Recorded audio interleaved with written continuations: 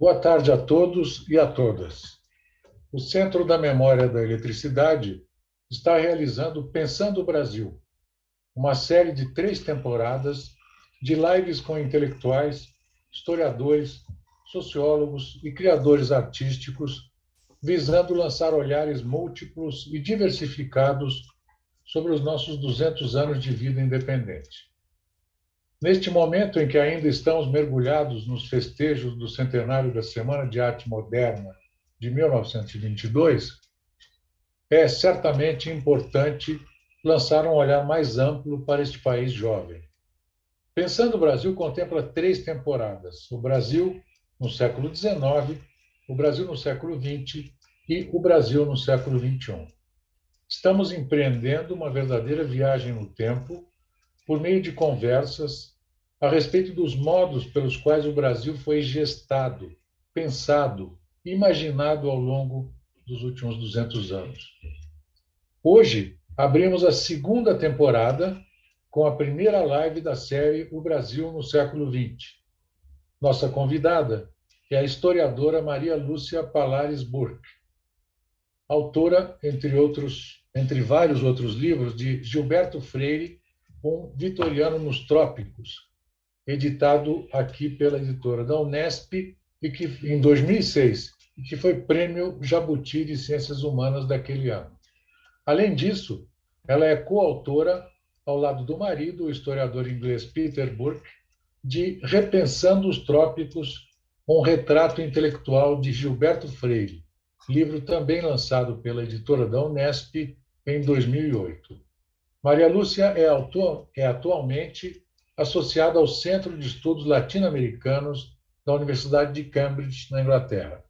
E é de lá que ela conversa conosco hoje. Maria Lúcia, eu escolhi Gilberto Freire para abrir nossa série de lives sobre o Brasil no século XX por uma coincidência de datas. Ele nasceu no Recife em 1900. Porém, mais do que a coincidência, é a sua importância seminal no mundo dos estudos, pesquisas e livros que buscaram compreender o Brasil nos últimos 200 anos. Bem-vinda, então, Maria Lúcia, e eu começo a nossa conversa pedindo-lhe que comente 2 frases que aparecem logo no início de um livro precioso para quem não conhece Gilberto Freire e encantar-se com sua figura humana e também com o pensador do Brasil. É o Repensando os Trópicos. Vocês, permita-me chamá-la assim, respeitosamente, colocam como epígrafe uma frase dele muito significativa: o passado nunca foi, o passado continua. E logo no prefácio, uma outra frase que eu gostaria que você comentasse e que vale um livro, a de que ele via o Brasil tanto de um ponto de vista externo quanto interno. Ok. Bom, agradeço muito o convite, que muito me honra, e deixa eu lembrar das frases. Mas antes de falar sobre a importância de Gilberto Freire e o significado dessas frases, eu acho importante lembrar que ele nasceu há 122 anos, em 15 de março de 1900. Portanto, somente 12 anos após a abolição da escravatura. Sua grande obra, Casa Grande e Senzala, né, que o tornou conhecido e que lhe garantiu fama desde então, foi publicada há 89 anos, em 1933, né, numa época em que o Brasil tinha pouco mais do que 30 milhões de habitantes, ainda era essencialmente um país agrícola e exportador de matéria-prima, em que os analfabetos, os mendigos e as mulheres, sem a autorização do marido, não tinham direito a voto. E como disse há alguns anos o grande crítico Antônio Cândido, numa época em que se considerava comunista quem dizia, como seu irmão dizia, e por isso foi preso, que no Brasil tinha miséria. Então é bom a gente ter isso em mente né? Agora, a frase dele, o passado nunca foi, o passado continua, né? O passado nunca passa. Nunca passa, o passado nunca passa. E eu acho que, como historiador, antropólogo, sociólogo, ele era tanta coisa, né? Ele tinha muito presente o legado que o passado deixa para o presente, né? O peso que o passado leva para o presente, traz para o presente. Então, nós estávamos escrevendo esse livro numa coleção dessa editora inglesa, esqueci agora o nome dela, porque o livro saiu em inglês primeiro, cujo tema era o passado no presente. Tá. Então, havia outros livros nesse. E qual era a outra frase? A outra frase é que ele viu o Brasil, ele via o Brasil tanto de um ponto de vista externo quanto interno. Bom, essa é a grande realização de Freire, né? Ele via o Brasil com um olhar inquisidor, com um olhar antropológico. Na verdade, tem um ensaio do grande ensaísta britânico que Freire se orgulhava de ter conhecido, não pessoalmente, se bem que ele sugere que foi pessoalmente, mas ele assistiu uma aula dada por Chesterton em Nova York. Então, ele tinha muito orgulho disso. Mas Chesterton, um dos seus ensaios, muito interessante, ele fala o seguinte, que ele estava na sua casa em Battersea, um bairro de Londres, e que um amigo chega e o vê com malas prontas e pergunta para onde você está indo. Aí a resposta dele foi: estou indo para Battersea. Mas como? Você está em Battersea? Você está de mala pronta para ir para Battersea? Então ele responde o seguinte: eu vou viajar, mas o objetivo de qualquer viagem não é conhecer países estrangeiros, mas é voltar para o nosso país e vê-lo como se fosse um país estrangeiro, com olhos de estrangeiro, para descobrir coisas que, quando estamos imersos naquele ambiente, não vemos. E, nesse sentido, eu acho que isso se aplica a Freire, porque ele, por assim dizer, ele precisou sair do Brasil para enxergar o Brasil de modo diferente, para poder ver aquilo que ele, quando no Brasil, não via. Porque, vejam bem, ele saiu do Brasil com 18 anos de idade e ele foi para os Estados Unidos. E quando ele saiu, e durante algum tempo, ele era representativo de sua classe e de seu meio, né? Como a grande parte da elite brasileira, ele tinha uma frustração por ser brasileiro. Ele chega até a dizer em uma carta, quando jovem: por que não nasci na Alemanha? Por que não nasci inglês? Né? Então, ele tinha essa frustração. Então, a ideia que permeava, né, a sociedade, um grupo da sociedade, era que o Brasil era um país sem futuro. Por que sem futuro? Porque não tinha muito o que se esperar de um país composto por uma população fundamentalmente mestiça e liderada por um governo mulato. Então, há vários episódios na vida de Freire, bem jovem, que revelam como ele realmente fazia parte do mundo em que ele nasceu, em que ele cresceu até uma certa altura. E ele passa 5 anos fora do Brasil. Primeiro ele vai para o Texas, e lá ele estava querendo fugir do provincianismo de Recife, e lá ele achou pior ainda, se bem que ele, de certo modo, quer dizer, os seus preconceitos se acirraram lá, por assim dizer, né? Vivia o Texas, a Universidade de Baylor, onde ele estava, estava muito longe de ser um lugar aberto, cosmopolita, etc. Mesmo assim, ele aproveitou muita coisa. De lá, ele foi para Nova York, para Columbia University. Foi uma mudança brutal. Da Columbia University, ele foi para a Europa, que era o sonho dele, como era o sonho de muitos brasileiros, ir para a Europa. Mas ele saiu do Brasil em 1918, uma época que não era, né, final da Primeira Guerra, não era hora de ir para a Europa. Mas ele acaba indo para a Europa em 1922.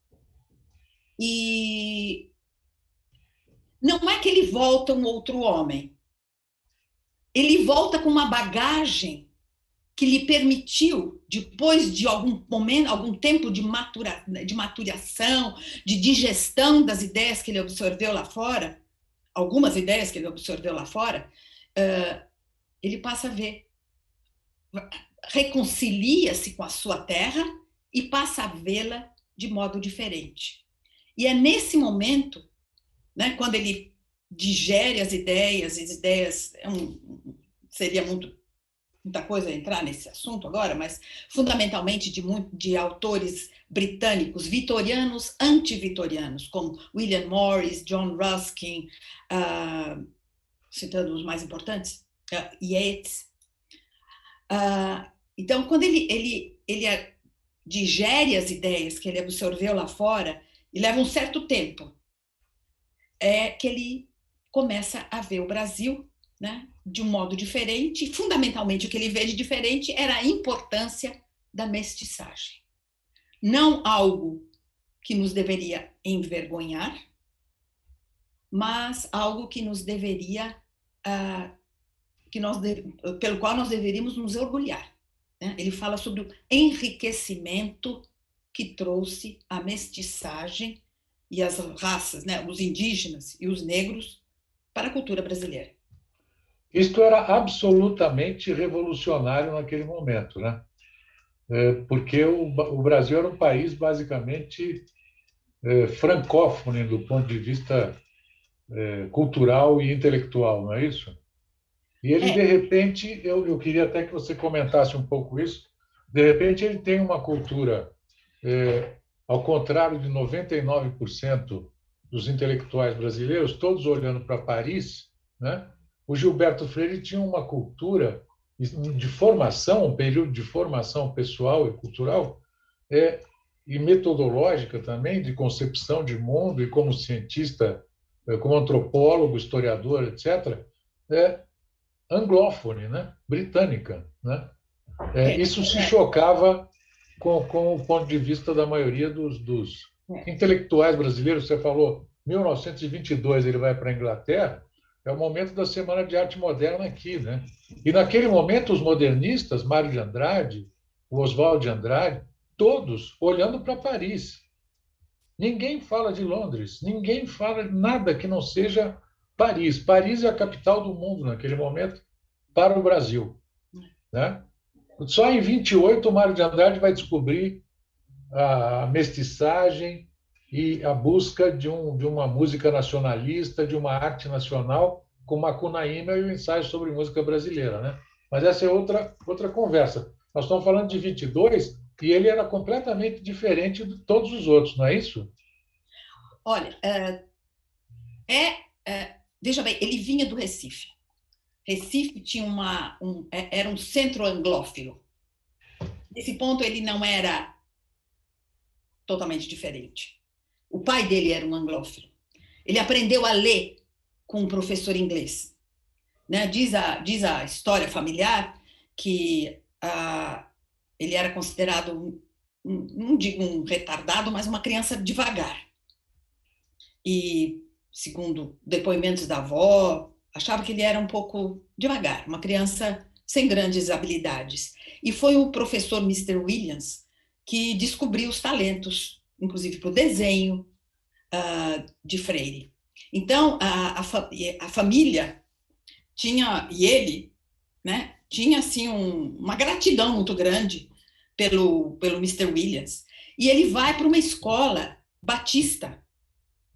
E lá também a cultura inglesa, a cultura britânica é muito valorizada. Então, ele faz parte de um grupo. E muitos desses alunos iam, por impossibilitados de ir para a Europa, de ir para a Inglaterra, eles iam para os Estados Unidos, para algum lugar. Né? E havia uma ligação entre a Universidade Baylor, Batista, no Texas, e a escola que ele frequentava. Certo? Então,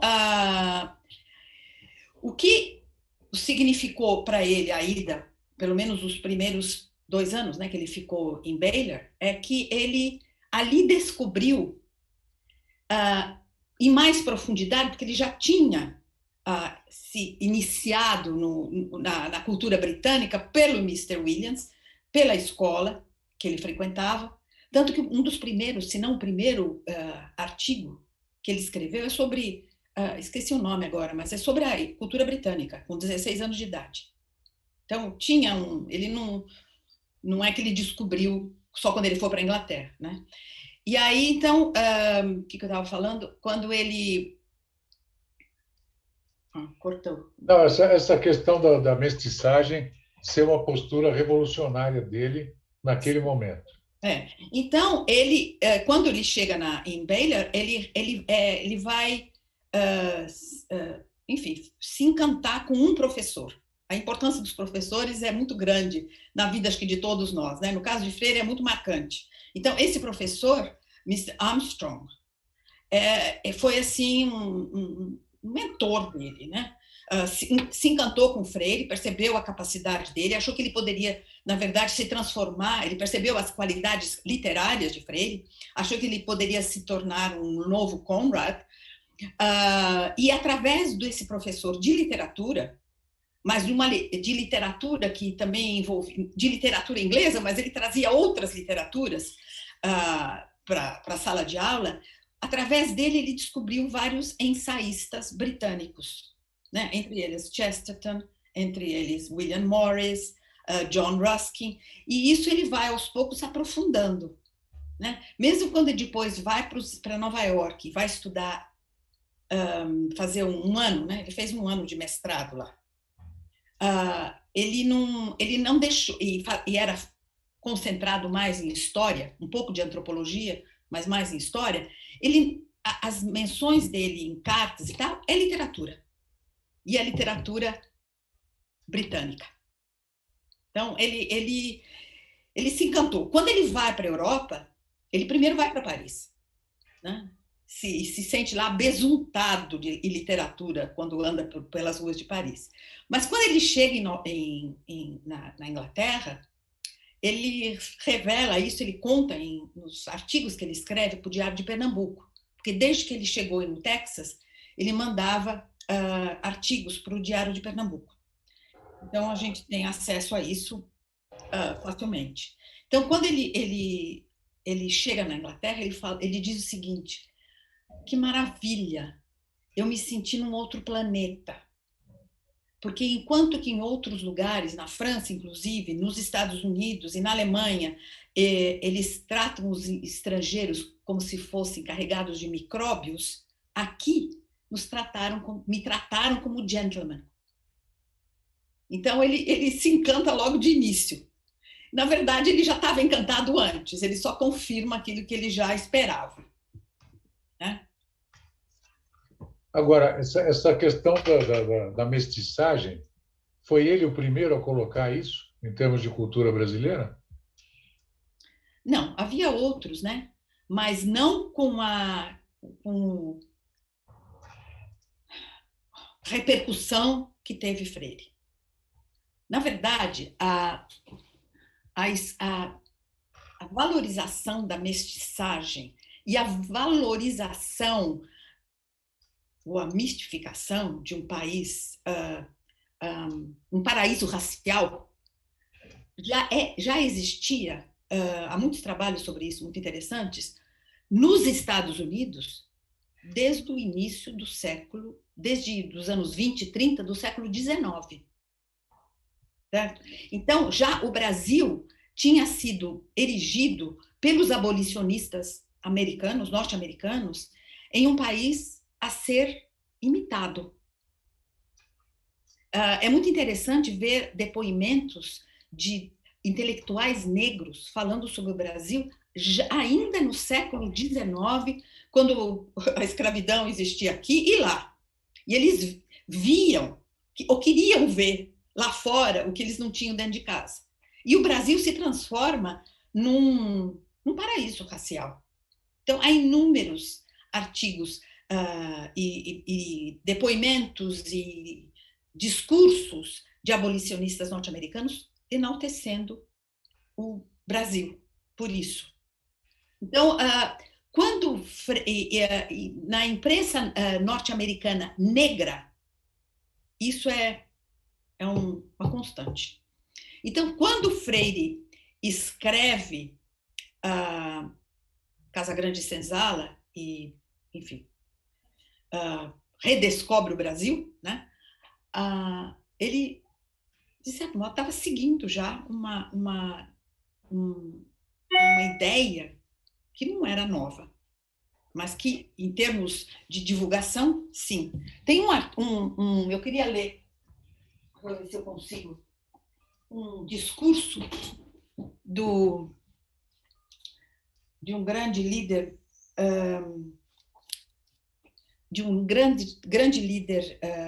negro, ex-escravo, Frederick Douglass, não sei se você conhece, famoso. Conheço. Okay. Com 2 S finais, né? Ele contrastou nesse discurso a situação brasileira com a norte-americana, notando com ironia, com bastante ironia, que, eu vou traduzir aqui mais ou menos, mesmo um país católico como o Brasil, um país que, a partir do nosso orgulho, nós estigmatizamos como semi-bárbaro, mesmo esse país não trata as pessoas de cor, livres ou escravas, no modo bárbaro, escandaloso e sem justiça qualquer com que nós tratamos essas pessoas. A América, né, os Estados Unidos, protestante e democrático, faria muito bem se aprendesse a lição de justiça e liberdade com esse país católico e despótico, entre aspas. Surpreendente, né? Surpreendente. 1858. E no momento em que aqui os abolicionistas lutavam bravamente para, enfim, para ver se conseguiam acabar com a escravidão. E o Brasil foi um dos últimos países ocidentais a acabar com a escravidão, né? Eu acho que foi o último. Agora, essa pesquisa o livro do Gilberto Freire, nesse livro ele tem um olhar histórico e antropológico ao mesmo tempo, né? Ou seja, ele faz uma história muito atual, no sentido de que ele vai na vida privada mesmo, na vida familiar, ele vai nos detalhes, né? Ele tem um olhar antropológico, digamos. Né? Você sabe que o título que ele pensou, o título primeiro que ele cogitou, que está em cartas para amigos, que ele cogitou da Casa Grande Senzala, é Vida Sexual e da Família no Brasil Escravocrata. E nesse livro, ele fala frequentemente e abertamente sobre sexo e pessoas comuns, personagens considerados secundários, né? Como ele usa a expressão Marias Borralheiras da história, pessoas comuns, né? Então, ele trata, enfim, da história da vida privada, aquilo que se tornou tão em moda anos, décadas mais tarde, é o que ele está fazendo. Então, é muito interessante lembrar dos títulos de alguns dos capítulos desse livro. Um deles, o escravo negro na vida sexual e de família do brasileiro. Esse é o capítulo 4. Né? E esse capítulo 4 se inicia com um trecho que causou um certo mal-estar entre muita gente no Brasil. Né? Há comentários sobre isso na época. Quando ele diz: todo brasileiro, mesmo o alvo de cabelo louro, traz na alma, quando não na alma e no corpo, a sombra, ou pelo menos a pinta, do indígena ou do negro. Enfim, então, todos os brasileiros, mesmo branco de olho claro e cabelo loiro, ele tem mesmo que não tenha o sangue mestiço, que depois, mais tarde, né, aquele estudo de Minas Gerais mostrou que estudou vários DNAs e mostra que muitos brancos de olhos loiros são brasileiros, na verdade, são mestiços. Mas o que ele está dizendo aqui não é que todo mundo tem sangue mestiço. Pode ter, mas todo mundo tem a cultura mestiça, queira ou não. Queira ou não. Então, ele fala, o que é muito ousado, ele fala sobre a função civilizadora dos negros. A função civilizadora, especialmente da mulher indígena. Então, essa é uma das marcas desse livro, né? É uma das marcas fortes desse livro. Enfim, Gilberto Freire não é uma pessoa fácil. Não é uma pessoa fácil de descrever, né? Ele tem seu interesse, seus campos de atuação foram múltiplos, né? E ele mantinha assim indiferente as fronteiras entre as disciplinas. Enfim, a sua trajetória foi muito rica em complexidade e controvérsias. E a Casa Grande Senzala não era somente, né, com que ele iniciou sua carreira, por assim dizer, não era somente uma história do Brasil colonial que enfatizava o papel da família patriarcal, da monocultura e da escravidão na formação do país.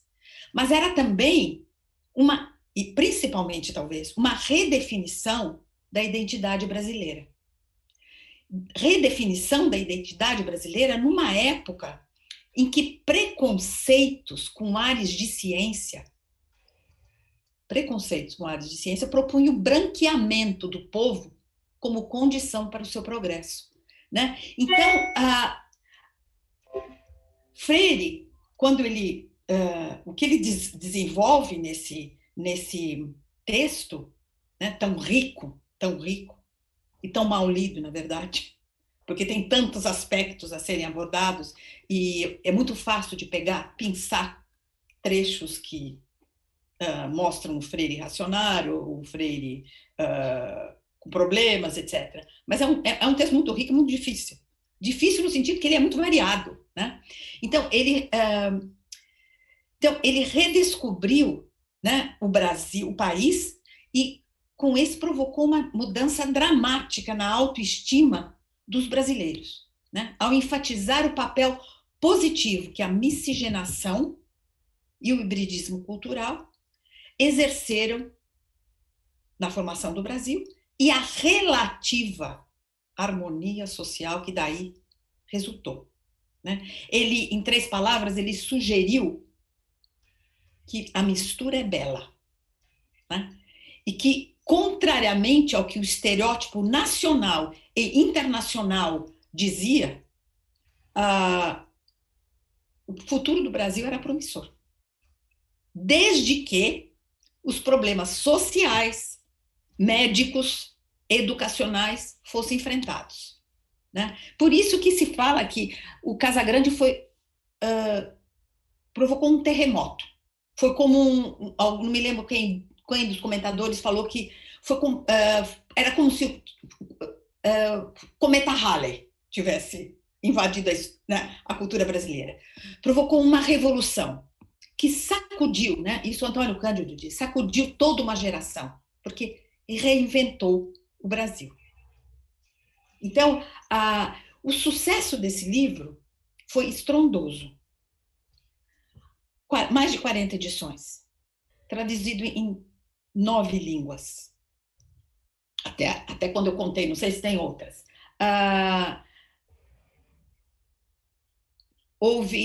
Foi feito história em quadrinho. Não sei se vocês conhecem.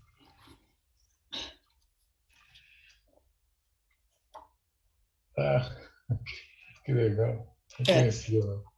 História em quadrinho. O que mais? Diretores de cinema quiseram fazer um filme, Casagrande Senzala. Um deles foi Rossellini, não fizeram, mas teve essa ideia.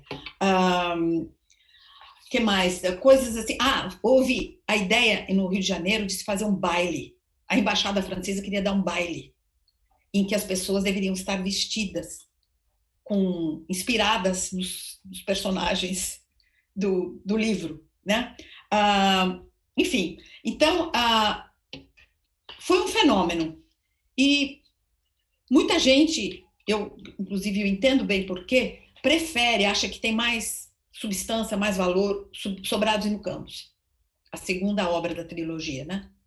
Publicada logo, muito pouco depois, porque 36, se não me engano. 33 Casa Grande, 36 Sobrados e Mucambos, que depois ele ampliou mais tarde. Mas o sucesso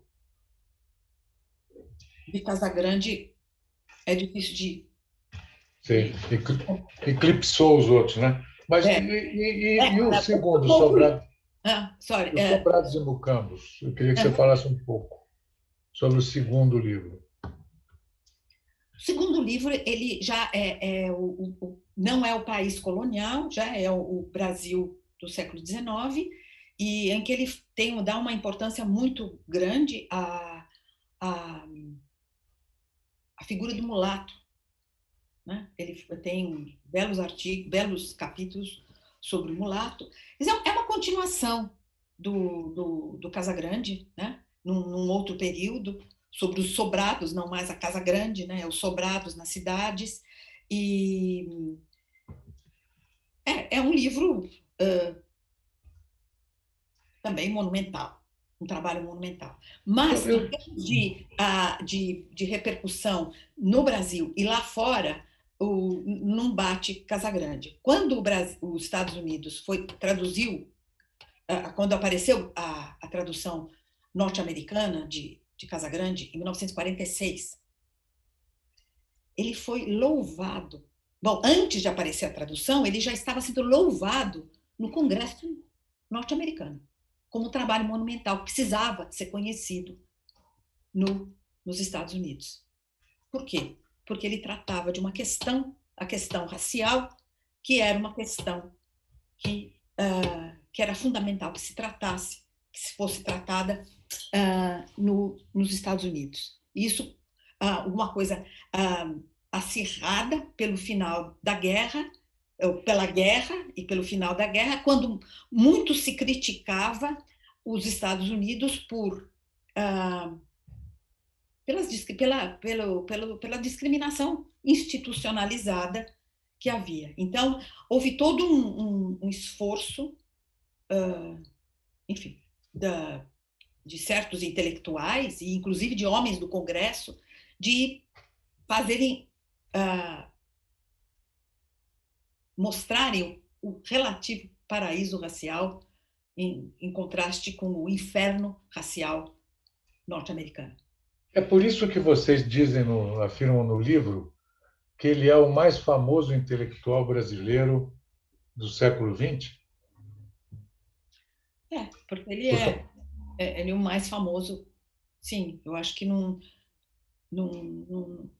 claro que tem outros intelectuais de grande envergadura, igual envergadura, se não maior envergadura, como Sérgio Buarque, de Holanda, mas não teve a repercussão internacional que teve o Freire. Apesar de que ele estava sempre reclamando, né, que era pouco. Né? Agora, eu queria te perguntar mais uma coisa. Ele morreu em 1987, né? Ou seja, ele viveu até um Brasil que nós, né, já estávamos vivos, tá certo? Eu e você também.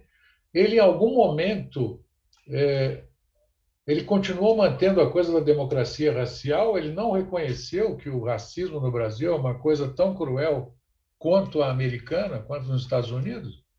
Na verdade, ele nunca disse que no Brasil havia uma democracia racial. O Brasil estava a caminho de uma democracia racial. Ele usa a expressão a marcha em direção à democracia racial. Inclina-se em direção à democracia social. Às vezes ele fala democracia social, às vezes, mas em momento algum. Tem um artigo, um substancioso artigo, agora não lembro do nome, acho que o sobrenome é Cruz, que faz um estudo da democracia, da utilização da expressão e do surgimento e do desenvolvimento, e comprova aquilo que lendo as obras de Freire você percebe, que em momento algum ele diz que o Brasil vive uma democracia racial. Ele fala, inclusive ele fala sobre explosões de antagonismo, conflitos. Existe conflito e existe harmonia. Uma coisa não elimina a outra. Então, há uma tendência, ele usa a palavra tendência várias vezes, há uma tendência à confraternização, há uma tendência ao equilíbrio de antagonismos, mas há também antagonismos em conflito que explodem. Canudos é um exemplo, Pedra Bonita é outro. Então, ele, obviamente, para ser mais clara, em certas ocasiões, ele parece que dá a entender, né, que existe esse relativo paraíso racial no Brasil, mas especialmente não quando ele está falando para brasileiro, quando ele está falando para uma norte-americana. Né? Quando ele deu um curso em Indiana, em 1944, e dali surgiu um livro, que publicado acho que em 45. E ali, nesse livro, que ele está falando sobre o Brasil para os norte-americanos, se pegasse só aquele livro, poderia-se ter a ideia de que ele estava defendendo a ideia de que o Brasil já vivia uma democracia racial. Mas, em geral, não. Então, o Brasil se caracteriza, e isso ele enfatiza em várias ocasiões, e é uma coisa muito trabalhada pelo Renan Benzaquém de Araújo, né, um grande estudioso de Freire. Quer dizer, o que ele enfatiza muito é que o Brasil é marcado pela tendência ao equilíbrio de antagonismos. Ou seja, a conciliação de antagonismos. E isso ele pega muito, ele aplica no Brasil aquilo que ele valoriza e louva na Inglaterra. Né? A Inglaterra, ele se encanta com o fato desde o começo, quando ele começa a escrever sobre a Inglaterra, que é um país, é uma cultura em que não há, como na França, por exemplo, conflitos que explodem como na Revolução Francesa, com violência, etc. As revoluções inglesas, Freire usa essa expressão, são revoluções brancas, macias, graduais, sem violência. Então, ele é mais ou menos como que ele transporta isso para o Brasil e passa a ver a tendência brasileira, da cultura brasileira, de conciliar antagonismos, de conviver com antagonismos. Algumas vezes há explosões. Mas, enfim, então, a ideia de que a harmonia, que ele até aponta em certos casos, e exclui conflitos, ela não se encontra tanto em Freire, como normalmente se fala. Qual seria o maior legado dele hoje, para o Brasil hoje? Quer dizer, a gente olhando, a gente acabou eu conversei com historiadores sobre o legado de Dom Pedro I, de Dom Pedro II, de Joaquim Nabuco, Luiz Gama, tudo no século XIX, até o Rondon, né, que na proclamação da República era um cadete, né, e participou ali em 1889. E te faço a mesma pergunta, ou seja, qual é o legado, para que parte, que conceito da obra do Gilberto Freire a gente, em 2022, deve olhar e aprender com ela? Ou seja, você está perguntando mais ou menos por que ler Freire hoje? O que ele Sim, pode trazer? sim, sim. Ah, eu acho que Freire tem algo a nos dizer. Pode ser sugerido por algumas palestras recentes que abordam, por exemplo, a questão Gilberto Freire, nosso contemporâneo. Eu mesma fui convidada recentemente a escrever um artigo abordando a seguinte questão por um jornal pernambucano. Por que ler Freire, um autor de direita, nesse momento de ascensão do fascismo? Né? Então, tais questões parecem sugerir que, a despeito da grande distância no tempo e das diferentes circunstâncias históricas em que Freire atuou, há espaço para se pensar na possibilidade de ele ser, de algum modo, nosso contemporâneo, de dialogar com o presente. Né? Nesse sentido, né? Já Roquette Pinto disse que a obra de Freire nasceu clássica. Né? Então, a obra clássica é aquela que permite novas releituras e uma capacidade de dialogar com diferentes atualidades. Né? Então, deixa eu pensar. Por que ler Freire hoje? Bom, Deixa eu só fazer um parênteses. Eu estou pensando muito na questão da escravidão, na consciência hoje muito aguda no Brasil, dos movimentos negros, né? Na questão do racismo estrutural no país, né? sim. Na não admissão da diversidade, né? Sabe, né? O Brasil é o país que mais mata LGBTs, né? Sim. É nesse sentido que eu estou fazendo uma pergunta em relação ao racismo estrutural, porque é uma questão nuclear na obra do Freire também, né? É.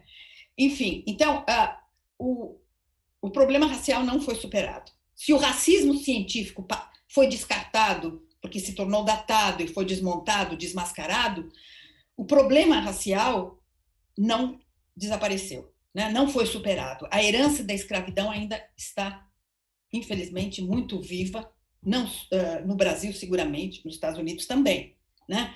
Daí a importância da valorização, eu diria, do hibridismo cultural e da mestiçagem, miscigenação na melhoria das relações raciais. Aquilo que o Freire defendia, eu acho que ainda tem algo a dialogar com o presente. É claro que hoje, quando ele escreveu isso, quando ele primeiro defendeu a miscigenação, ele tinha que se confrontar com a ideologia do branqueamento, que era a ideologia em voga na época, certo? Hoje em dia, não hoje em dia, já há algum tempo, ele tem que se confrontar com o movimento contra hibridismo, né? A ideia de que Freire, ou as ideias, a valorização da mestiçagem, alguns já até usaram essa expressão, significa como é que se diz, um linchamento étnico, porque abole, né, dificulta enfim, a valorização do negro ou dos indígenas, das minorias. Né? Então, é uma questão em debate, né? E provoca reações apaixonadas. Nesse sentido, ele está muito vivo. Né? Freire ainda provoca as reações fortes, porque ele tem muito ele trata de questões que ainda são nossas. Né? Então, há aqueles que diriam que, como Raquel de Queiroz, pouco antes de morrer, ela falou a grande lição, uma lição tão bonita de Freire, é essa, de que somos todos nós mestiços, não existe pureza, não existe negro puro, não existe branco puro, não existe japonês puro.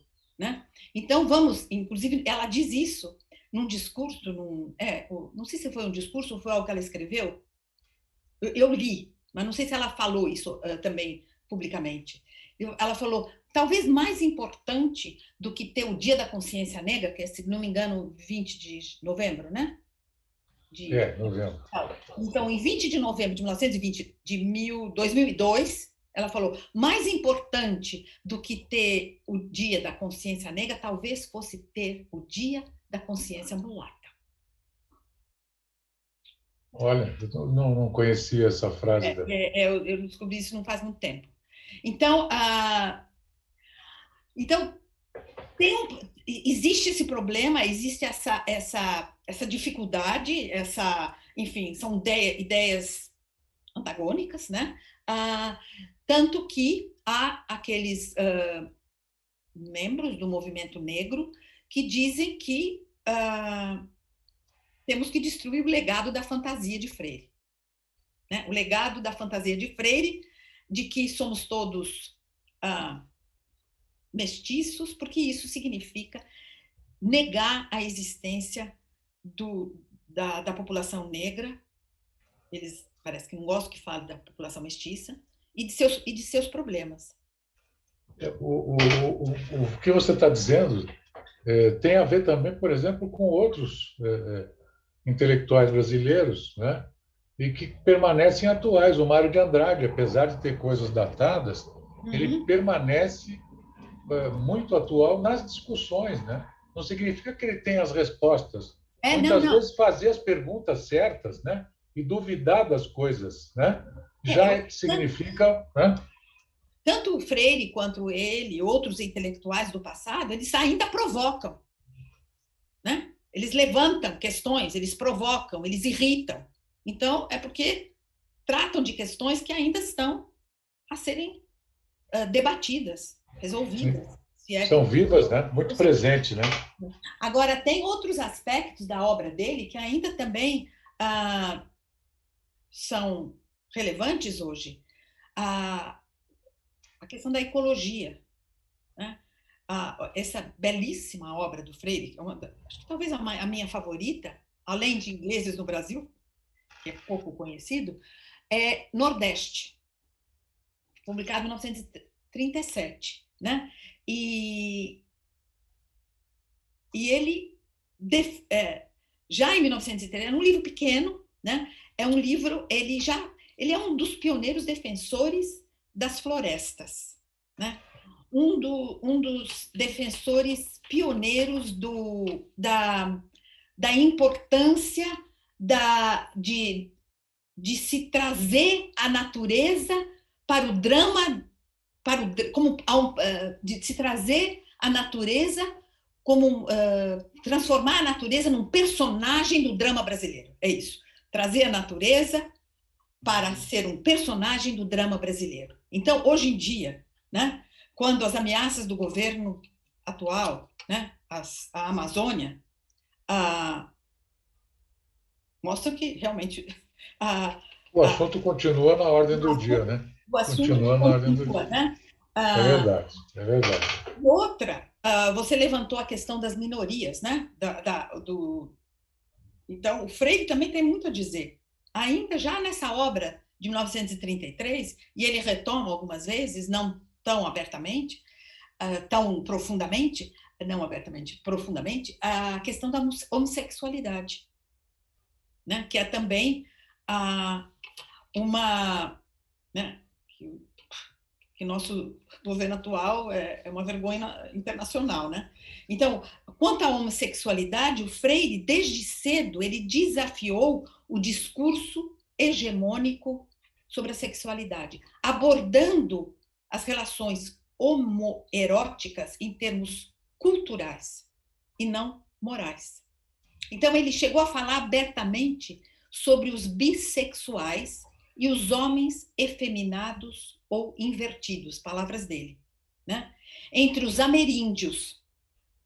E ele argumentou que a antropologia mostra que tais fenômenos não são só universais e transhistóricos, mas que há mesmo sociedades primitivas, que ele diz o seguinte, que respeitam e dão posições de comando a esses indivíduos, considerados excepcionalmente criativos.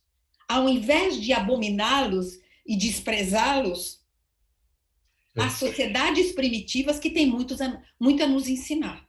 Então, ele faz uma né? É incrível isso. Isso em 1933. É Né? muito, é muito moderno, é muito atual, Muito, tudo isso que você muito está moderno. falando, né? Muito Outra moderno. coisa que também ele tem a nos dizer é sobre a contribuição das mulheres. Ele não fala tanto sobre as mulheres como ele fala dos negros. Para a contribuição dos negros para a cultura brasileira, para a cozinha, para música, etc. Mas a contribuição das mulheres, especialmente das indígenas, para civilizar o homem, civilizar o português. Né? E também a importância das mulheres negras, né? Que amamentavam os seus senhores. Né? E, então, enfim, o Freire tem muito ainda tem muito ainda as ideias que ele levanta tem muito a nos provocar, se não a dar respostas, a provocar e a trazer mais dados para um debate. Um debate É verdade. E essa é a maior contribuição que qualquer intelectual pode sonhar em ter, né? Ou seja, continuar provocando depois de 100 anos, 122 anos de ter nascido. Maria Lúcia, eu quero te agradecer demais essa conversa. Descobri alguns livros interessantes que eu não conhecia, que você está me falando, no Nordeste. Diga. Eu queria, se tiver um tempo, eu queria ler uma passagem de um artigo de jornal. Tá. É uma mensagem de esperança. É uma mensagem que ele deixou, e eu acho que é providencial para os dias de hoje. E foi durante uma viagem a Minas Gerais, em 1952, que ele se dirigiu aos brasileiros com essas palavras. Eu não consegui determinar o que exatamente estava acontecendo na época. Eu sei que nessa época ficou um escândalo que foi o crime de Sacopã. Não sei se está ligado a isso, porque não há dados no artigo.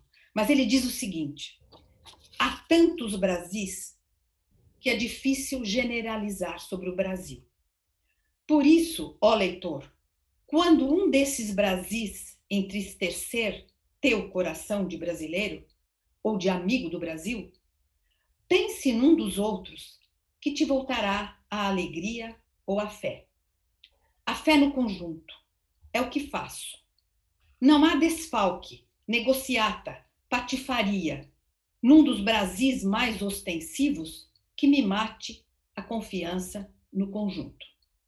Mesmo quando minha confiança no conjunto estremece, há sempre um Brasil subterraneamente provinciano, municipal e até rústico, que me anima e mesmo me entusiasma e me faz pensar o seguinte: enquanto houver este Brasil, os outros, por mais internamente degradados, não prevalecerão contra ele.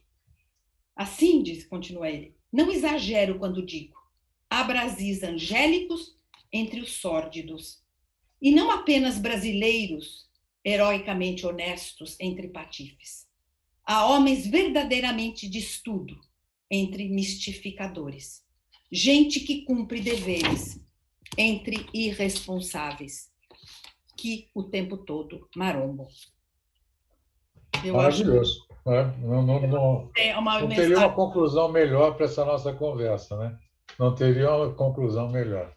Quero te agradecer muito a tua disponibilidade, a riqueza dessa conversa, e quero convidar vocês para na próxima terça-feira, dia 7, conversarmos sobre Machado de Assis. Ótimo. Com Silviano Santiago. Beleza. Que é um dos maiores críticos e escritores brasileiros da atualidade. Ele escreveu um livro chamado Machado, que foi Prêmio Jabuti de romance, no qual ele assume a persona do Machado nos 4 anos finais de vida, entre 1905 e 8, no momento em que ele se correspondia com Mário de Alencar, o filho de José de Alencar, em que ele via o Rio se modernizar e não estava reconhecendo mais o Rio no qual ele tinha vivido e produzido toda a literatura que o transformou num brasileiro tão famoso quanto Gilberto Freire, no mundo inteiro. Quero convidar vocês, então, para essa conversa que será preciosa, sem dúvida, com o Silviano Santiago. Obrigado. Muito Obrigado obrigada. mais uma vez, Maria Lúcia. Um prazer.